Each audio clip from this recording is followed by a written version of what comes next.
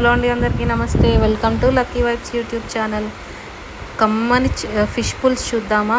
ఎలా చేయాలో చూసేద్దాం రండి. ముందుగా చింతపండు నానబెట్టుకోండి. కావాల్సిన సామాన్లన్నీ రెడీగా పెట్టుకోవాలి. ఫస్ట్ వచ్చేసి ఒక 3 to 4 ఆనియన్స్ తీసుకోవాలి. ఇలా పెద్ద పీసులుగా కట్ చేసుకొని మిక్సీలో వేసుకోవాలి. అలానే ఒక పెద్ద టొమాటో, 1 నుండి 2 టొమాటోస్ తీసుకొని అవి కూడా ఇలా పేస్ట్ చేసుకొని పెట్టుకోవాలి. 2 కలిపేసి పేస్ట్ చేసుకొని పెట్టుకోవాలి. తర్వాత ఫిష్ బాగా కడిగేసుకొని ఒక 5 times, ఎంత కడుక్కుంటే అంత నీసిపోతుంది కదండి.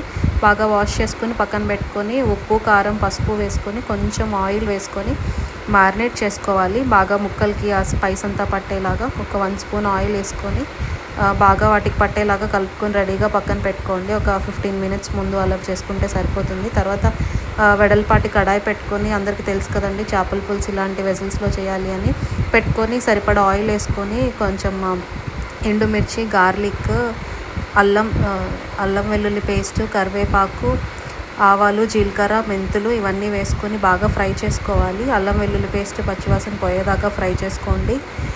ఫ్రై చేసుకున్నాక నెక్స్ట్ ఆనియన్, టొమాటో పక్క మిక్సీ చేసి పెట్టుకున్నాం కదండి, ఆ పేస్ట్ వేసుకోవాలి.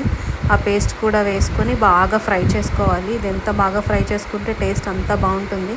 ఒక 15 minutes అట్లా ఫ్రై చేసుకుంటే బాగా కలర్ మారి ఆయిల్ అంతా సపరేట్ అవుతుంది కదా, అప్పటిదాకా ఫ్రై చేసుకోవాలి.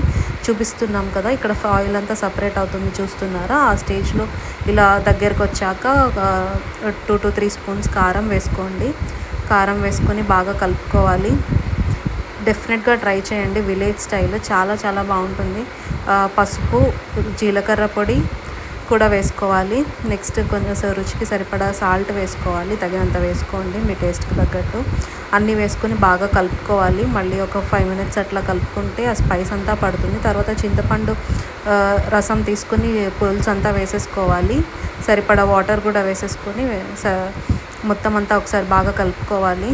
చూస్తున్నారు కదా కన్సిస్టెన్సీ ఎంత బాగా వచ్చిందో, థిక్గా ఇలా వేసుకుంటే సరిపోతుంది. తర్వాత కొంచెం బాగా మరగనివ్వాలి. ఇలా ఫుల్ బాయిలింగ్ వచ్చాక పచ్చిమిరపకాయ ముక్కలు, బెండకాయ ముక్కలు వేసుకోవాలి.